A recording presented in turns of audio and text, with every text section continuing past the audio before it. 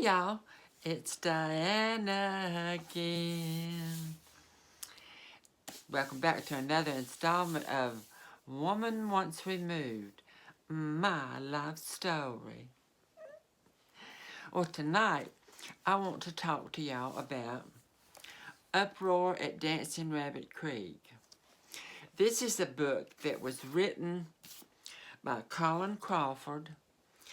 It's Uproar at Dancing Rabbit Creek, Battling Over Race, Class, and the Environment. This is a real book that was written about Knoxville County and stuff that was going on here a while back. But that one little section in here kind of has something that y'all might kind of enjoy hearing about. It says, let me put my glasses on because y'all know the doll.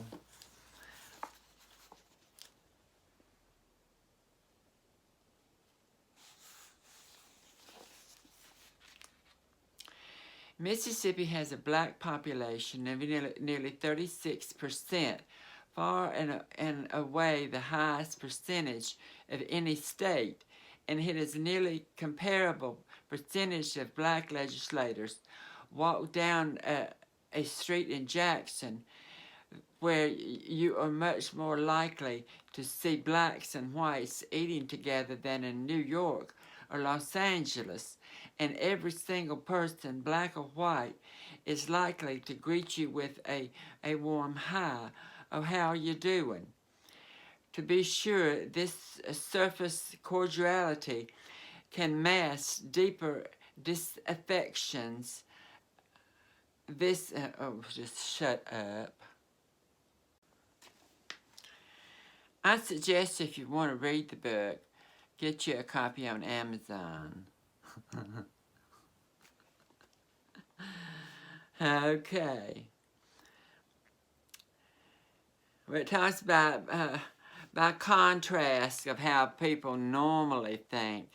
People in Mississippi will greet you with smiles and greetings and stuff. It says, by contrast, Knoxville County remains solidly segregated. A stranger of any race is unlikely to be greeted by passers-by on the street and will not receive the hospitality Mississippi boasters insist is the state's forte. In part, this is because the county protects its own above all else. This illustrated to me most vividly at Martha Blackwell's house one evening. A group of high school classmates and their spouses gathered for dinner shortly after New Year's Day, the conversation turning to planning their upcoming 20th high school reunion and the question of whether they would invite a particular woman. Opinions were divided. The men tended to think not. She had not been in their class. The women disagreed. She was, they insisted, the same person inside. The woman in question, who had recently moved back to Knoxville County, had left soon after high school graduation a score of years earlier as a man.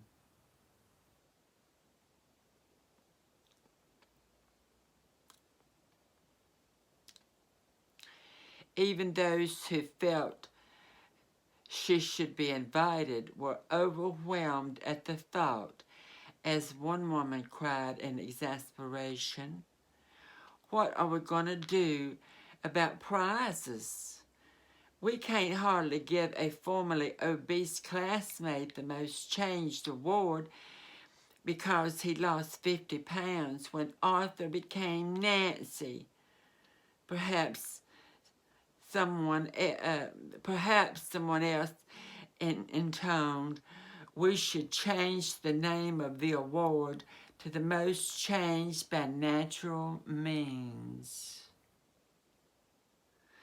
The room erupted into laughter.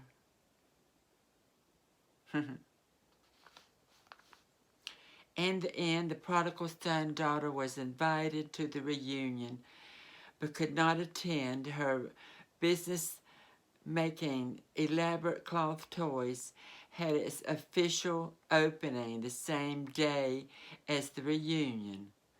By the end of the year, she was again fully integrated into country life, receiving extensive local newspaper coverage at her craft and an award as the Chamber of Commerce Business Person of the Year. That, in the heart of the Bible Belt, a homegrown transsexual could be embraced with such welcoming arms spoke volumes to me about the nature of tolerance in Knoxville County.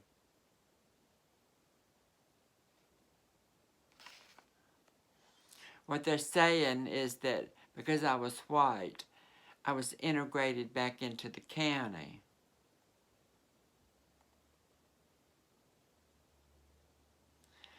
That was all bullshit. I was never integrated back into the county. I started doing my Santa dolls, and they became so well known, and we're in Mississippi Magazine and all the newspapers and on television. That's the only reason they gave me Business Person of the Year. It had nothing to do with them welcoming me back into the community. They either had to or not. They used me as a way to get people into the town, so that they were businesses that were making money off of my customers that came in just to see my Santas. They're there. But that book makes it look totally different from what it was. And the reason they had their reunion on the night of my grand opening, because I advertised for 6 months in advance. Once a month I had it in the newspaper. Coming this such a date. This is my open house. Grand opening, grand opening, grand opening. So they knew. That's the reason they picked that date. You don't need to make it like you would just by chance. So, that's my little spiel about that book that was written about Knoxville County, where I live. It's pretty interesting, but... Alright, good night. Love y'all. And if you haven't subscribed, I mean, I haven't even mentioned this in a long time, because I feel like if you are, you are. If you're not, you're not. But hey, who loses out if you don't? Not me. Hit the little bell to get your notifications when I put something up. And leave me a comment. You know?